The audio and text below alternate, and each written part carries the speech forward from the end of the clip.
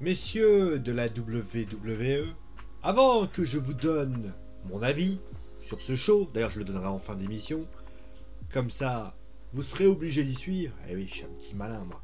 Parce que la question que tout le monde va se poser aujourd'hui va être très simple. Je vous l'ai promis, je vous l'ai dit, je ne suis pas quelqu'un qui ment. La réalité est simple. Si le show que je vais vous débriefer n'est pas à la hauteur et tout aussi honteux que ce qui s'est passé il y a une semaine, il y a 2 semaines, eh bien, je considérerais que je ne regarderai pas le show de la semaine prochaine. J'ai PSG Manchester United, enfin, j'ai Manchester City, Paris Saint-Germain à gérer. J'ai autre chose à foutre que de m'occuper de ça. D'ailleurs, ce que je ferai, j'irai voir du côté d'Impact, qui sans doute a peut-être un budget plus faible, mais au moins ils ont le mérite d'essayer. Et la miniature est toute petite. Ouais, écoutez, on peut pas toujours avoir ce qu'on veut. Bon, en tout cas, ce qui est certain, c'est que j'espère en tout cas que vous allez bien tous et toutes, que vous avez fait une bonne rentrée scolaire pour ceux qui ont vu des enfants rentrer en rentrée scolaire, parce que vous avez 7-8 ans. En tout cas, je suis ravi de vous rencontrer, bien sûr, vous parler. Sur ceux qui ne savent pas, bien sûr, ce que c'est l'émission, je vous l'explique, bien sûr, c'est très très simple. C'est tout simplement un débriefing des différents shows de la WWE et de la All Elite Wrestling. Et donc, nous allons bien sûr décortiquer, analyser, bien sûr, ce qui s'est passé durant ce show. Et bien, durant ce show, il s'est passé beaucoup de choses. Il s'est passé beaucoup de choses et justement, nous allons en parler durant cette émission. Avec tout d'abord, eh bien sûr, Charlotte qui s'est excusée. Enfin, on en parlera bien sûr plus en détail. Il y a eu un match du Miz aussi, on va en parler aussi. On parlera aussi du segment, de ce segment aussi. D'ailleurs, tout est un peu dans le désordre, hein, je précise quand même, pour cas où vous ne pourrez pas le savoir. Et donc, nous allons parler déjà tout de suite. Nous allons tout de suite aller vers cette image-ci. Alors, c'est pas celle-là, c'est pas celle-là. Voilà. Nous allons parler tout de suite, et bien, de ce match, de ce début de match, puisque ce début de show, c'était T-Bar et Maze. Alors, ça a commencé tout simplement avec le début. C'est-à-dire que tu as T-Bar et Maze qui fait donc face à Braun Strowman. En fait, en coulisses, Braun Strowman, il explique à Drew McIntyre qu'il est capable de se démerder tout seul et qu'il n'a pas besoin de McIntyre dans cette histoire.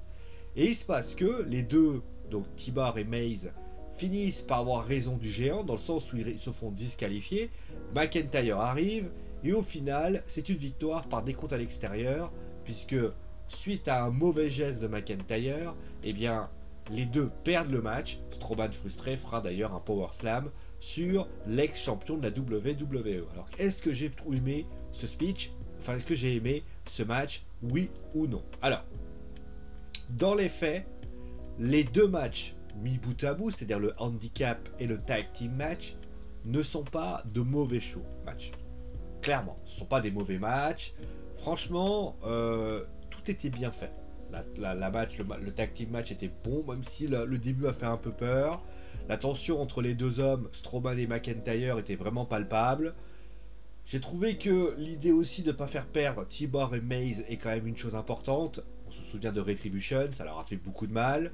Là, ils sont dans une optique de les mettre en tag team. Pourquoi pas aussi espérer un jour un tag team match, peut-être pour les ceintures par équipe. On n'a pas d'ailleurs vu AJ Styles et Omos encore cette semaine. Est-ce que ça veut dire que Omos et AJ Styles doivent encore une fois attendre en quatorzaine par rapport au coronavirus? Mais en tout cas, le match est intéressant. En tout cas, il est plutôt intéressant. Maintenant, moi, j'ai un gros problème et je vais répondre à ma question, c'est que je ne comprends pas pourquoi vous savez séparer les deux matchs. C'est-à-dire que soit vous décidez de faire un match handicap, parce que l'argument de Strowman, il est à l'équivalent de ce qui se passe avec Bianca Belair et Sasha Banks. Souvenez-vous de Sasha qui veut affronter, alors j'ai plus le nom de la lutteuse en tête, et je crois que c'est Naya. Et Bianca lui dit attends, pourquoi tu vas l'affronter? Si tu l'affrontes, franchement, si tu as des soucis, etc., je t'aiderai pas. Et bah écoute, ça, j'ai envie de te dire, c'était justifié. Et au final, Bianca est arrivée en mode ouais, non. Il faut aller au fond de tes idées. C'est-à-dire que si tu considères qu'il te faut un match handicap, moi, ce que j'aurais préféré, alors je sais qu'on va me dire oui, mais McIntyre, il n'aurait pas été un face et tout ça. On s'en bat les couilles. On s'en bat les couilles de ça. Ça, on va te dire la vérité, c'est quelque chose que je m'en tape. La vérité, c'est que le match handicap, c'est une intervention de McIntyre déjà soit tu fais l'intervention de McIntyre, mais à ce moment-là, tu le fais en fin de match, après la disqualification, et à partir de là, tu fais quelque chose, ou tu fais le tag team match, mais tu le fais de manière un peu en mode crise. Là, ils ont eu l'impression de se dire, putain, merde, attends. Alors, il faut qu'on trouve un moyen de faire 2 heures de show, sachant qu'il y a une pub, il y a de la publicité, etc. On va faire en sorte d'allonger pour éviter de faire des matchs bouche-trou, sinon Sonichi ne va pas être content. Mais ça, c'est pas intéressant, c'est nul. Soyez plutôt intelligent dans le sens où quand vous avez une idée, souvent les gens ils disent, ah mais un match court, les matchs longs on n'aime pas. Regardez à la All Elite Wrestling, je sais que certains vont me dire, ouais bah la AEW t'aimes pas. Mais il faut des matchs longs, NXT fait des matchs longs, et au final, en faisant des matchs longs, ils apportent la qualité qui va avec. Un match long n'est pas mauvais à condition qu'on a envie de le suivre. La WWE, des fois, ils se disent, ah ouais, non mais il faut attendre que le match fasse 10-15 minutes, sinon après les mecs ils vont s'ennuyer. Mais si vous faites un tag team match où les mecs sont toujours en train d'embrasser le sol, bah je vais vous garantir une chose, oui, on va s'ennuyer. Par contre, si vous faites un tag team match dynamique, motivant, avec tout ça, mais pourquoi on trouverait pas ça intéressant? Je précise quand même que le match entre Darby Allin et c'est pas Jungle Boy, mais celui qui était juste avant, c'était, ah, j'ai plus le nom en tête, vous le saurez hein, bien évidemment. Bah voilà, c'était quelque chose qui était intéressant. Moi en tout cas c'est comme ça que je vois les choses. Voilà. Après cela, on a eu donc un six-man tag team match avec donc le Miz, Elias et Jensen Rikers contre les New Day et Damon Priest. Franchement, avant de parler voilà du match que j'ai trouvé sympathique. Voilà, le tag team match était sympa. Alors, rien de ouf, hein. Mais bon, on va pas on va pas lever les bras, on va pas non plus crier à la victoire et que c'est tout ce que tu veux. Hein. C'est que voilà, c'était pas oufissime. Par contre, le Miz TV. Je sais que certains vont trouver ça naze. Mais qui vont dire, ah là là, le mec il a pris des tomates, il a tiré. Vous savez, moi ce qui me fait rigoler avec ces gens-là, c'est que, enfin ces personnes qui disent ça, c'est que c'est les premiers qui, si par exemple, là c'est sur le Miz, hein, si ça avait été sur un, ah non mais c'est pas drôle, parce que la pâté pour chien, c'est dégueulasse, etc. Les gars, quand Stone Cold Steve Austin mettait de la bière sur Vince McMahon, tout le monde rigolait. Hein. Quand Kurt Angle a mis du lait, parce que c'est ça qui était rigolo aussi, a mis du lait sur, bah, c'était rigolo. La réalité, c'est que c'est comme ça, c'est du divertissement. Les gens oublient souvent que le catch, c'est pas juste des matchs de catch, on se tape sur la tronche. Ça serait trop facile. Non, c'est parfois aussi des blagues, des moments rigolos, des moments où on s'amuse. Et sincèrement, voilà, c'est par rapport à ça. Ensuite, on a donc eu le segment avec Charlotte Flair. Alors, avant de commencer à parler du segment et de un petit peu l'expliquer en disant voilà, est-ce qu'il était bien ou pas, déjà j'aimerais parler d'une chose, c'est Adam Pearce. Alors je veux bien qu'Adam Pearce, voilà, Sonya Deville a essayé de faire le truc un peu, je dirais, un peu en loose day. Bon, pourquoi pas. Sauf que Adam Pearce, me dites pas une seule seconde qu'Adam Pearce est pas au courant, à un moment donné, il peut pas être au courant. Je veux dire, le mec, quand même, il faisait quoi? Il buvait un café, il prenait une pause, il a pas la télé. Il n'y a pas un mec qui lui dit... Oui, il faut de la cohérence. Le mec lui dit... hey, mec, il y a Sonya Deville. Alors, le mec, il arrive après, notamment. Il arrive après, il essaie un petit peu de lui dire... Ouais, attends, tu me fais quoi, là? Mais le segment... Encore, le segment aurait duré 2 minutes. Pourquoi pas? Après, ça peut vouloir dire aussi, parce que comme il a attendu derrière, c'est de se dire...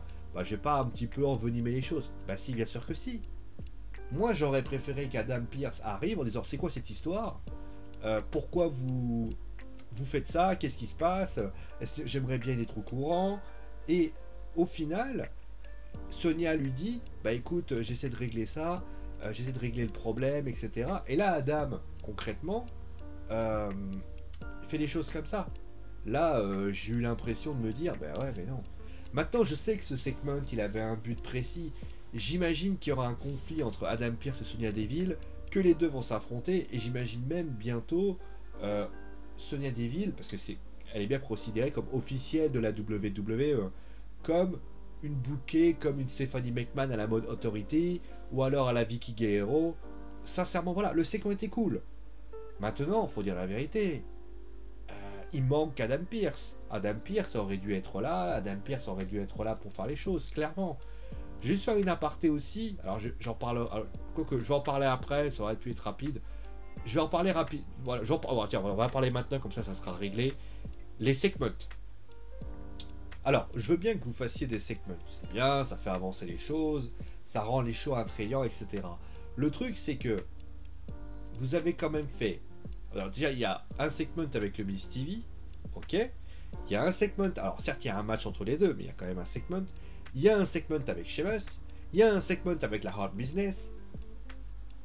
En fait, vous n'avez pas compris un truc. C'est qu'à la limite, voilà, le segment de Charlotte Flair, pourquoi vous le mettez pas au début du show? Pourquoi vous... Alors, je sais que vous allez me dire, oui, mais tu comprends, Sio, s'ils le mettent au début, ils mettent où McIntyre contre... Ben, tu le mets au milieu. Tu vois, moi, j'aurais fait un truc, c'est genre, le tag team match handicap de je sais pas quoi, là, tu le mets, genre, en milieu de show à la place de, je sais pas, à la place du segment de Charlotte, et à la limite, alors tu vas me dire, il y a plein de tag team match aussi, bon, ça a été un truc particulier aussi. Comme ça, tu mets le segment avec Sheamus, ça aurait pu être rigolo de voir Sheamus arriver après. Le segment de la Hard Business, bah au final, bah j'ai envie de te dire, même d'ailleurs, un truc tout bête. Tu vois le tag team match qui a lieu. À ce moment-là, Strowman intervient. Il dit des choses. Le segment de la Hard Business apparaît. La Bobby Lashley veut parler, il parle après. C'est tranquille. Pourquoi avoir fait 3 segments, enfin 4 même, en espace du même moment? Pendant 1 heure, à peu près 40 minutes, entendu que des gens parler. C'est quand même dommage. Après, ce qu'ils disent ne sont pas illogiques. Le segment de Charlotte est pas mauvais en soi. C'est plus la manière dont les choses ont été habillées qui sont un petit peu dégueulasses. Par contre, j'ai un petit problème avec ça. Alors, je vais tout de suite dissiper un malentendu. Je n'ai rien contre Humberto Carrillo. Parce que je sais que certains vont me dire, ah ouais, non mais ça y est, le mec il va commencer à taper sur lui parce que voilà, c'est un vétéran. Alors, sache une chose. Moi, mettre en avant un petit jeune contre un vétéran, ça lui permet d'avoir du temps d'antenne, ça permet notamment d'avoir du spotlight, mais notamment de voir un peu ce qu'il est capable de faire. Et je trouve que ça apporte quelque chose. Ça n'est aucun, je n'ai aucun doute là-dessus. Sauf que le problème, alors je sais que certains vont me dire, ouais, attends, putain, ça y est, il recommence à casser les couilles, ça y est, le mec il pète les couilles, il va venir casser les burnes. Moi je vais dire une chose, oui je casse les burnes, je râle, déjà parce que j'aime le catch et que c'est pour ça que je râle. Mais la réalité c'est que il faut comprendre une chose. Si tu veux que les gens, à part dire le catch, le problème, enfin le catch, la WWE dans le catch, le problème, c'est que si vous voulez qu'on croit en qu'on croit en ce que vous dites, il faut qu'on arrive à vous nous donner des éléments pour qu'on y croit. Je veux dire, quand vous voyez par exemple la victoire de Bobby Lashley contre Drew McIntyre, certes, on était convaincus parce que si, parce que ça, mais au fond, les choses se passaient comme ça. Quand tu vois Edge, Bryan et Roman Reigns, à la fin, quand tu mets le segment des 3 qui sont venus comme ça, tu dis dans ta tête, putain, les 3, ils ont mérité de gagner, mais Roman Reigns a fait plus fort. Quand tu vois la rivalité entre Sasha et Bianca, eh ben, tu te dis, Bianca, elle est crédible parce qu'elle a battu machin, parce qu'elle a battu machin, parce qu'elle a battu Bayley, parce qu'elle a remporté le Royal Rumble, parce que si, parce que ça. Là, Humberto Carrillo, il arrive. Sauf qu'il n'était pas là pendant des mois. Et au bout d'un moment, quand tu n'étais pas là pendant des mois, bah les gens ils se disent bah la WWE a pas eu besoin de lui. Et du jour au lendemain, Humberto Carrillo il arrive et il décide d'avoir un match de championnat. Bah, c'est pas qu'il y a un problème. À quel moment tu te dis Humberto Carrillo va gagner le titre des États-Unis? Vous voyez par exemple, il y a Damian Priest qui est en train d'affronter notamment le Miz et John Morrison. Eh bien, Damian Priest aurait été plus crédible par rapport à ça. On sait que Keith Lee, alors peut-être parce que Keith Lee peut pas être là pour l'instant, mais tu vois un mec comme, je sais pas, alors j'ai pas de nom en tête, mais vous obstinez à vouloir garder les New Day ensemble. Pourquoi Kofi Kingston peut pas aller voir le titre des États-Unis? Xavier Woods vous le ferez faire autre chose. À quel moment vous vous dites ça, enfin, il faut qu'on y croit. C'est ça qui est le plus important. C'est pareil, vous faites un segment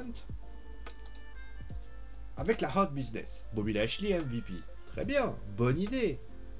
Dans l'idée, dans ce que je propose, ce que vous proposez, l'idée est bonne. Surtout que vous avez un lien avec le main event parce que vous essayez de faire quelque chose.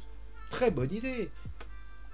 Mais en fait, quand vous écoutez les deux, vous vous dites dans votre tête, mais à quoi ça a servi? Vous faites une interview en coulisses où MVP dit c'est scandaleux, ça se changerait pareil.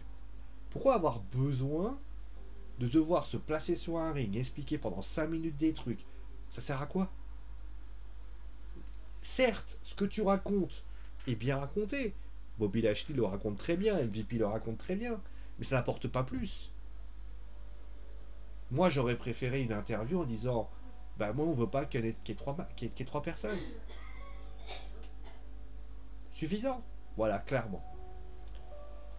Ensuite, on a eu donc le match par équipe encore.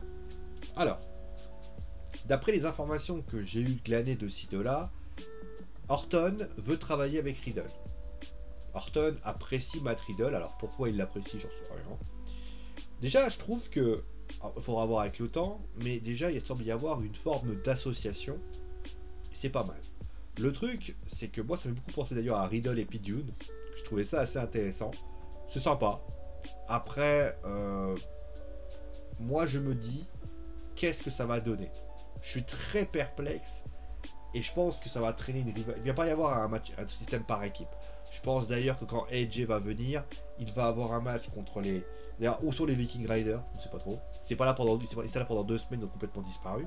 Mais Randy Orton et Riddle, peut-être qu'à WrestleMania Backlash, on peut imaginer peut-être un RKO sur Riddle, un truc comme ça. En tout cas, ce qui est certain, c'est que l'association est vraiment plaisante et on va voir comment les choses se passent. En tout cas, c'est bien de la part de Randy Orton de dire je veux travailler avec lui, clairement. Après, on a eu donc le 6-Woman Tag Team Match. Donc, alors, comment vous dire? Alors, il y a plusieurs choses déjà. Première chose, vous faites...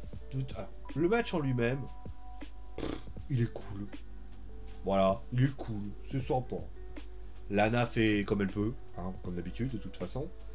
Mais dans l'idée, les faits sont là, il y a des belles choses. Il y a des choses intéressantes, Asuka a fait le taf, Rhea Ripley a fait le taf. C'était pas mal. Par contre, vous faites tomber les Women Tag Team Championship. Shayna et Nia. Outre le fait que je sais que certains vont trouver ça irrespectueux, venez les gens, faut vous atterrissiez. Moi, ce qui me gêne, c'est même pas ça. Moi, ce qui me gêne, c'est que ça n'a pas de conséquences. Ça, c'est gênant. À aucun moment, Rhea Ripley, Shayna et Nia perdent à cause de ça. C'est dommage. Voilà, c'est dommage. Et honnêtement, voilà comment les choses doivent être faites. Après cela, on a eu donc Charlotte Flair qui faisait face. Alors, je vais essayer d'étirer la photo, mais je vous préviens, la prochaine photo va être un peu grande. Voilà. Mettre comme ça, voilà, super. Vous regardez, la prochaine photo, je vais vous la montrer après. Hein. Mais voilà, donc pour Charlotte et Mandy Rose. Charlotte et Mandy. Alors, avant de commencer à parler du match, déjà, on va parler du match, qui était très bien. Très bien, sympathique. On a voulu mettre en avant Mandy Rose avec ses capacités, et c'était bien fait. Voilà. L'aspect émotionnel du match est, pour moi, pas suffisamment poussé. Tu as une dispute entre l'arbitre et Charlotte. Tu sens que les deux seront pas potes, qu'ils iront pas en vacances ensemble, comme on dit. Mais il n'y a pas assez. Tu te dis dans ta tête, là, le mec, à un moment donné, on aurait aimé par exemple que Charlotte soit à 2 doigts de péter un câble et veuille s'en prendre à l'arbitre. À aucun moment de ça. À aucun moment, tu as Adam Pearce qui fait hop hop hop, on arrête là, ce match. Il n'y a rien. Moi, j'aurais trouvé ça plus intéressant. Bref. Mais moi, ce qui me gêne le plus, c'est pourquoi Mandy Rose. Alors, je sais qu'elle a été vilaine, parce qu'elle a mis de l'eau, etc. Je précise quand même que c'est Mandy et Dana qui ont mis de l'eau. Hein. C'est pas Mandy qui s'est levé un matin, machin. Non, non. Et moi, ce qui me gêne, c'est pourquoi pas Asuka? Alors, peut-être que ce sera la semaine prochaine. Mais pourquoi pas Asuka? Pourquoi Asuka n'est pas dans le match? Alors oui, ben, si jamais tu mets ça, tu peux pas mettre Rhea Ripley, on s'en bat les couilles. Justement, si ça avait eu le même remake, admettons, tu as Asuka qui affronte Charlotte. Rhea Ripley qui arrive. Rhea Ripley qui veut coûter le match à Charlotte pour qu'elle pète un câble. Sauf que l'arbitre le repère pour cette fois-là, il fait dégager Rhea Ripley, Charlotte intervient, victoire.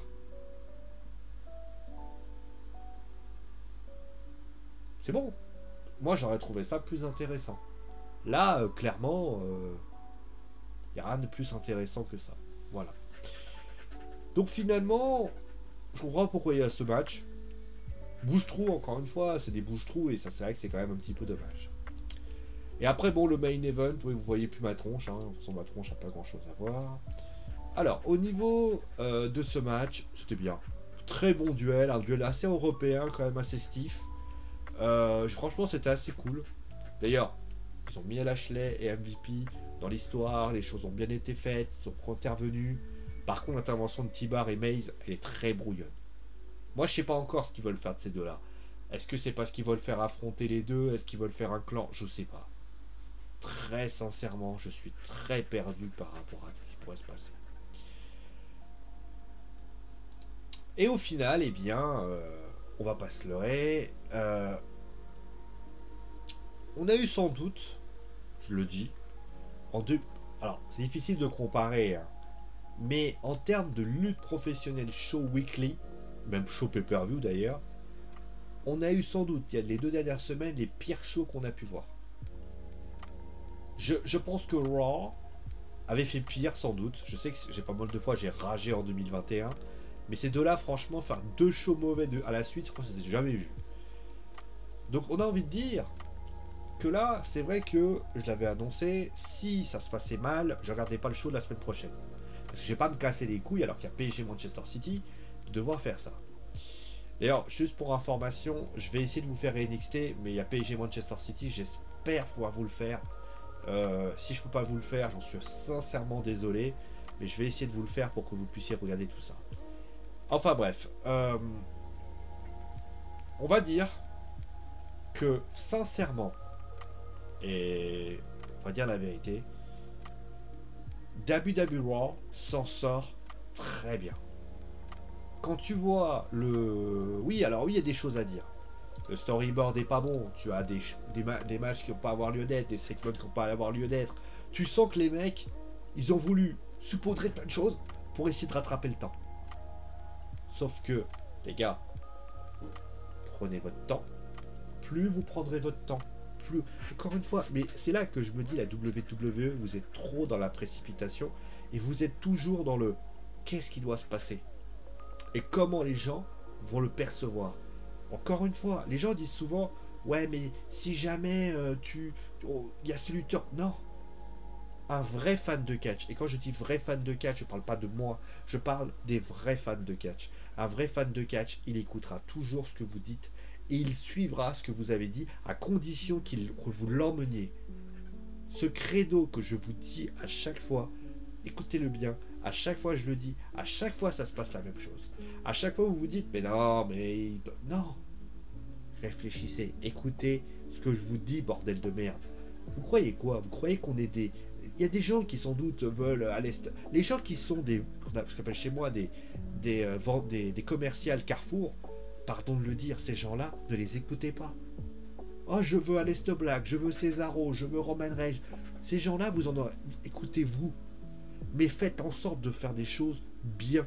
Parce que si vous faites les choses bien, on le suivra. On vous accompagnera. Regardez le WrestleMania. Vous avez fait un show de WrestleMania de qualité. Je ne dis pas que c'était le meilleur pay-per-view, parce que pour moi, c'est NXT Vengeance Day qui, pour moi, le bas. Mais vous êtes dans les premiers. Parce que vous avez écouté. Vous n'avez pas écouté les fans. Vous vous êtes écouté. Vous avez construit les choses. Et vous avez fait en sorte que les choses se passent bien. Je sais que le Covid est passé par là ces 2 dernières semaines, ce qui a entraîné des difficultés. Je suis d'accord. Mais vous devez de nous rendre la qualité qui... Même si vous avez 10 blessés, 20 contaminés, vous faites le show. Ok? Je vous en voudrais jamais de pouvoir faire... Il y aurait eu un show... La semaine dernière, il y aurait eu un mauvais show. Mais il y a 2 semaines, bon, c'est un grand... J'aurais dit, ouais, show de transition. 2 semaines de suite, les gars. Et la semaine prochaine, moi je peux même pas vous garantir, je vous préviens quand même, la semaine prochaine, si le début de match il est pourri, je vous le préviendrai pas. Je vous laisse le bénéfice du doute parce que clairement vous avez assuré pour cette semaine. Mais si vous me faites un show merdique la semaine prochaine, je vous l'annonce tout de suite. Hein. C'est même pas la peine de penser avec moi. Ok? Voilà. Donc voilà, donc je vais vous mettre la note sur le WordPress en live, comme voilà. La note que je vais mettre, j'estime que c'était bien. Je vais mettre une note d'encouragement avec 6,5, avec pour moi 7 sur 10. C'est vraiment une note d'encouragement. Et donc voilà, pour ainsi dire, ce qu'on pourra dire. En tout cas, merci à vous tous d'avoir suivi l'émission. Portez-vous bien. Et bien sûr, on se retrouvera très très vite pour une nouvelle émission. Et bien sûr, cliquez, abonnez-vous si vous n'avez pas abonné, bien sûr.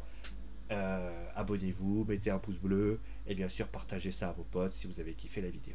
Merci à vous tous pour cette émission, portez-vous bien et on se retrouve d'ailleurs demain, on espère pour NXT, mais pour les fans de football, le PSG fera face à Manchester City. Allez, vive le catch et bisous tout le monde.